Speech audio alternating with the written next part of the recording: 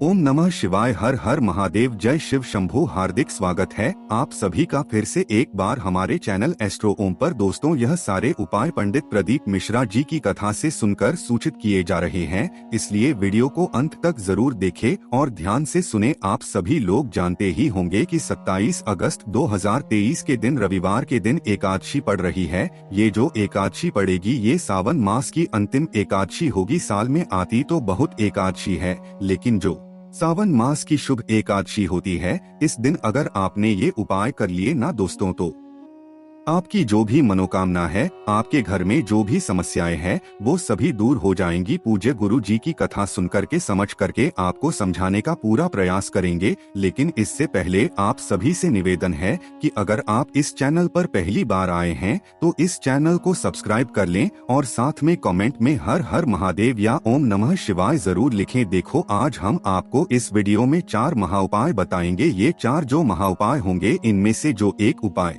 होगा वो आपको शाम को बहुत ही विशेष रूप से करना चाहिए। 3 महा उपाय है, वो आपको सुबह से लेकर शाम तक, मतलब जब आपको समय मिले, शाम के बाद नहीं करना है आपको, मतलब सूर्यास्त से पहले ही ये उपाय कर लेने होंगे। आपकी जो भी मनोकामना है, जो भी आपके घर की समस्या है, वो बहुत ही जल्द दूर हो जाएगी। तो चलिए दोस्तों, अब हम अपने पहले उपाय के बारे में जानते हैं। ये जो पहला उपाय है, ये आपको सुबह के समय करना होगा। तो सबसे पहले आपको लेना होगा लाल चंदन। आपको ज्यादा नहीं लेना, मात्र आपको 1 चुटकी लाल चंदन लेना होगा और साथ में आपको लेना होगा 1 कमलगट्टा। आपको मात्र 1 कमलगट्टा ही लेना होगा। इसके बाद साथ में आपको लेना होगा 1 तांबे का पात्र। जो भी आपके पास हो, जो भी हो, उसमें आपको शुद्ध जल भर लेना है। घर से ही आपको शुद्ध जल भरना होगा। फिर ये तीनों चीजें, कमलगट्टा, लाल चंदन और जो आपने तांबे के पात्र में शुद्ध जल भरा है, ये तीनों चीजें आपको भगवान जी के मंदिर में ले जानी होंगी। जहाँ कहीं पर भी हो, भगवान शिवाजी का मंदिर घर के आसपास कहीं पर भी हो, वहाँ आपको जाना होगा।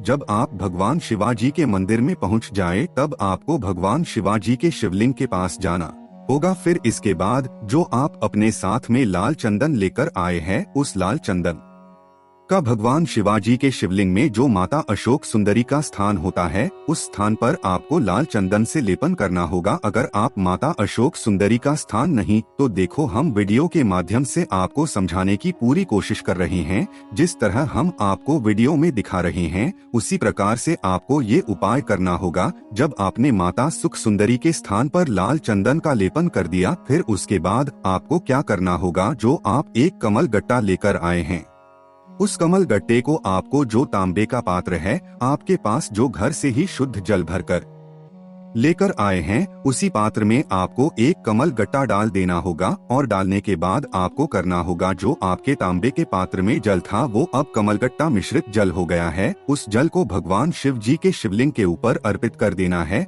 आपको चढ़ा देना है। और चढ़ाते समय इस बात का बहुत ही ध्यान रखना कि आपको श्री शिवाय मंत्र का जाप करते हुए ही उस जल को चढ़ाना होगा। फिर इसके बाद आपको क्या करना होगा, जो आपने लाल चंदन लगाया था और जो आप भगवान शिव जी के शिवलिंग के ऊपर जल अर्पित कर रहे हैं, तो वो बहता हुआ लाल चंदन से होते हुए नीचे गिर रहा होगा जलाधारी से। तो आपको वही जो जल नीचे गिर रहा होगा, लाल चंदन मिश्रित जल हो जाएगा। उसी जल को आपको अपने हाथों में हल्का सा लेना है और अपने ऊपर छिड़क लेना है। अगर आप उस लाल चंदन मिश्रित जल का अपने ऊपर छिड़काव कर लेते हैं, तो आपके जीवन में जो भी दुख दर्द है और आपके जीवन में जो भी समस्याएं हैं, ये बहुत ही जल्द दूर हो जाती है। फिर इसके बाद आपको क्या करना होगा, आपको भगवान शिव जी के शिवलिंग के बैठ जाना होगा। आपकी जो भी मनोकामना है, जो भी आप भगवान शिवाजी से मांगना चाहते हो, वो आपको मांग लेना है।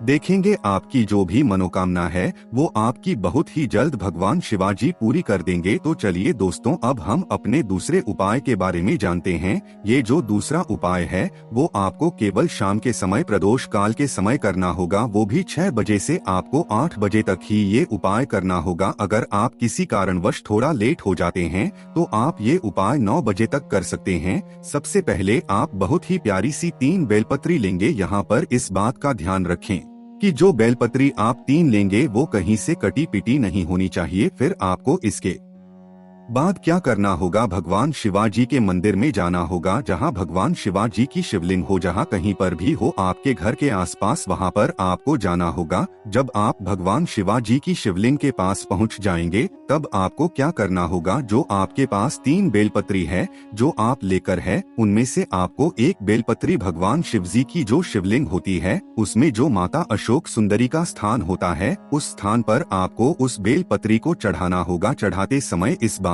का ध्यान रखें, जो बेलपत्री आप चढ़ाएंगे तो बेलपत्री का जो डंडी वाला हिस्सा होगा वो शिवलिंग की तरफ होना चाहिए, और जो पत्तियां वाला हिस्सा होगा जो आगे का होगा वो जलाधारी की तरफ होना चाहिए। देखो, जैसा हम आपको वीडियो में दिखा रहे हैं उसी प्रकार से आपको ये उपाय करना होगा। फिर इसके आप 3 बेल पत्री लेकर आए हैं, उनमें से एक आपने भगवान शिवजी के शिवलिंग में माता अशोक सुंदरी का स्थान है उस स्थान पर चढ़ा दी। फिर उसके बाद जो दूसरी बेलपत्री होगी उसको आपको भगवान शिवजी की शिवलिंग के ऊपर चढ़ाना होगा। यहाँ पर भी आपको इस बात का जरूर ध्यान रखना चाहिए, जो आप दूसरी बेलपत्री भगवान शिवजी की शिवलिंग के ऊपर चढ़ाएंगे तो जो बेलपत्री की डंडी होगी वो आपकी विपरीत दिशा में होना चाहिए, मतलब जिधर आप खड़े हैं उस तरफ नहीं होना चाहिए, आपकी उल्टी साइड होना, और जो पत्ती वाला हिस्सा होगा वो आपकी तरफ होना चाहिए। फिर इसके बाद जो आपके पास एक बेलपत्री बची होगी, जो तीसरी बेलपत्री होगी, उसको आपको क्या करना होगा, जो जलाधारी होगी, जलाधारी से जहां जल गिरता है उस स्थान से आपको मात्र स्पर्श कराना होगा, आपको रखना नहीं होगा, आपको मात्र स्पर्श कराना होगा। स्पर्श कराने के बाद आपको क्या करना होगा, जहां कहीं पर भी आपको रास्ते में या कहीं पर भी आपको बेलपत्री का वृक्ष मिले वहां पर आपको जाना। यहाँ पर इस बात का जरूर ध्यान रखें, जो बेलपत्री का जो वृक्ष होगा वो आपसे बड़ा ही होना चाहिए, आपसे छोटा नहीं होना चाहिए। यहाँ पर हम आपको एक छोटी सी बात और बता देते हैं कि हमें जो बेलपत्री का जो वृक्ष होता है वो अगर आपसे छोटा है या बहुत ही छोटा वृक्ष है तो हमें कभी भी उस बेलपत्री की पत्तियां नहीं तोड़नी चाहिए। फिर उसके बाद आप जब बेलपत्री के वृक्ष के नीचे पहुंच जाएंगे तब आपको क्या करना होगा, जो वृक्ष के नीचे आपको कंकड़ मिले, अगर आपको कंकड़ नहीं तो आपको थोड़ी सी मिट्टी उठाकर मतलब शिवलिंग के रूप में उसे बना लेना है, और फिर उसके ऊपर आपको जो तीसरी बेलपत्री आप लेकर आए हैं उसे वहीं पर अर्पित करना होगा। अगर कंकड़ मिलना है तो कंकड़ के ऊपर आपको अर्पित करना होगा, अगर कंकड़ नहीं मिलना है तो आपको थोड़ी सी शिवलिंग उठा हुआ भाग मिट्टी से बना लेना है, उसके ऊपर अर्पित कर देना है। और यहाँ पे इस बात का जरूर ध्यान रखें, जो आप बेलपत्री अर्पित करेंगे उस बेलपत्री की जो डंडी होगी वो डंडी बेलपत्री के वृक्ष की जड़ की और होनी चाहिए। यहाँ पर ये एक बात का जरूर ध्यान रखना कि जब आप तीनों बेलपत्री चढ़ाएंगे तब आपको तीनों बेलपत्री चढ़ाते हुए अपनी मनोकामना भगवान शिवाजी से कहनी है, मतलब आपको पहली बेलपत्री चढ़ाई तब भगवान शिवाजी से अपनी मनोकामना मांगी, ऐसे ही आपको दूसरी बेलपत्री चढ़ाकर भगवान शिवा से मनोकामना मांगनी होगी। जो तीसरी बेलपत्री आपने वृक्ष के नीचे ही जो भगवान शिवाजी की शिवलिंग बनाकर जो अर्पित की है वहां पर आपको अपनी मनोकामना करनी होगी। आपको 3 बार अपनी मनोकामना मांगनी है, आप देखेंगे आपकी जो भी मनोकामना है वो बहुत ही जल्द पूरी हो जाएगी। इस उपाय को आप बहुत ही विशेष रूप से कीजिएगा, वो भी प्रदोष काल के समय मतलब शाम के समय इस उपाय को जरूर कीजिएगा। आपके जीवन में जो भी दुख दर्द होंगे बहुत जल्द दूर हो जाएंगे और आपके घर परिवार में बहुत ही खुशियां आएंगी। तो चलिए दोस्तों, अब हम अपने तीसरे उपाय के बारे में जानते हैं। आपको सबसे पहले लेनी होगी थोड़ी सी गुड़, आपको थोड़ी ही लेनी है, ज्यादा नहीं लेनी है। फिर इसके साथ में आपको लेने होंगे चावल के दाने, आप 1 भी ले सकते हैं, 5 भी ले सकते हैं, 11 भी ले सकते हैं, मतलब शुभ संख्या में आपको चावल के दाने लेने होंगे। और फिर इसके बाद आपको लेना होगा 1 लाल पुष्प, आपको मात्र 1 ही लाल पुष्प लेना है, ज्यादा नहीं लेना है। और साथ में आपको लेने होंगे लाल मिर्च के 11 दाने। दाने का तात्पर्य ये है कि जो लाल मिर्च के बीज होते हैं वो आपको 11 लेने हैं। जब ये चारों चीजें आपने ले ली, लाल पुष्प और ये लाल मिर्च के 11 दाने, इन चारों चीजों को आपको क्या करना होगा, कोई भी आपके घर में पात्र हो, तांबे का पात्र नहीं होना चाहिए, उस पात्र में आपको अपने घर से ही शुद्ध जल भरकर और उस शुद्ध जल में आपको क्या करना होगा, इन चारों चीजों को डाल देनी होगी। ये चारों चीजें होंगी वो आपको क्रम वाइज डालनी होंगी। पहले आपको गुड़ डालना होगा, फिर चावल डालना होगा, फिर लाल पुष्प डालना होगा, फिर आपको 11 मिर्च के दाने डालने होंगे।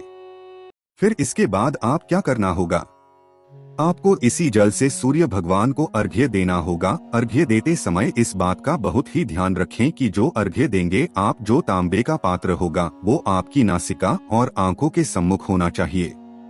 देखो, हम आपको ये उपाय इस वीडियो में बहुत ही अच्छे तरीके से समझाने की कोशिश कर रहे हैं। भगवान सूर्य को अर्घ्य देते समय इस बात का जरूर ध्यान रखें कि आपको ओम सूर्याय नमः मंत्र का जाप करते हुए ही अर्घ्य देना होगा। अगर आप इस उपाय को करते हैं तो आपके जीवन में या आपके घर परिवार में जो भी धन की समस्या है वो बहुत ही जल्द दूर हो जाती है और आपके घर में स्वयं माता लक्ष्मी का वास होता है। तो चलिए दोस्तों, अब हम अपने चौथे उपाय के बारे में जानते हैं। ये बहुत ही छोटा सा, बहुत ही विशेष उपाय है। इसमें आपको ज्यादा कुछ करने की जरूरत ही नहीं है। आपको मात्र गाय का शुद्ध घी लेना है, आपको ज्यादा नहीं लेना है। जितना भी आपको मिल सके, आपको 1 या आधा चम्मच, जितना आपको मिल सके उतना ही आपको लेना होगा। और आपको कहाँ जाना होगा? भगवान शिवजी के मंदिर में, जहाँ कहीं पर भी हो आपके घर के आसपास भगवान शिवजी के शिवलिंग, वहाँ पर आपको जाना होगा। जब आप भगवान शिवजी के शिवलिंग के पास पहुँच जाएं, तो आपको करना क्या होगा? जो आप अपने साथ घी लेकर आए हैं, 1 चम्मच या आधा चम्मच, उसको भगवान शिवजी की जो शिवलिंग है उसके ऊपर आपको अर्पित कर देना है। यहाँ पर इस बात का जरूर ध्यान दें, जब आप उस घी को करेंगे भगवान शिवजी के शिवलिंग के ऊपर, तब आपको श्री शिवाय मंत्र का जाप करते हुए ही भगवान शिवजी के शिवलिंग के ऊपर घी को अर्पित करना होगा। अगर आप इस उपाय को करते हैं तो इससे होगा क्या दोस्तों, जो आपने देखा होगा किसी के घर परिवार में या आपके घर परिवार में बीमारियों का आवागम चलता है। आवागम का कहने का तात्पर्य ये है कि जैसे क्या होता है कभी कि एक व्यक्ति ठीक हुआ, घर पर दूसरा व्यक्ति बीमार पड़ गया, तो आपको ये उपाय जरूर करना है। इस उपाय को करने से आपके जीवन में या आपके घर परिवार में जो भी बीमारियां हैं, जो भी रोग है, वो बहुत ही जल्द दूर हो जाते हैं और साथ में घर परिवार में खुशियां आती हैं। देखो दोस्तों, हमने आपको इस वीडियो में 4 महा उपाय बताए हैं, तो इसमें से जो शुरुआत के 3 महा उपाय है वो आपको बहुत ही विशेष रूप से जरूर करना है। ये जो चौथा उपाय है, अगर आपके घर में बीमारियों का आवागम चल रहा है तो आप इस उपाय को भी कर सकते हैं, लेकिन जो शुरुआत के महा उपाय है उनको जरूर करना है आपको। अब आपको करना क्या होगा, इस वीडियो को ज्यादा से ज्यादा लोगों का शेयर करें। शेयर करने से होता क्या है दोस्तों, अगर वो इस वीडियो को देखता है और इनमें से कोई एक उपाय कर लेता है तो उससे जो फल मिलेगा वो फल आपको भी साथ में मिलेगा और भगवान शिव जी की कृपा आप पर, आपके घर के लोगों पर, आपके घर परिवार पर हमेशा बनी रहेगी। अगर आपको कुछ समझ में नहीं आता है तो कमेंट में पूछ लेना, गलती नहीं करनी है आपको हुए साथ में। अगर आपको ये वीडियो पसंद आई हो तो इस वीडियो को लाइक करें और इस चैनल को सब्सक्राइब करें। ओम नमः शिवाय। हर हर महादेव। जय शिव शंभू।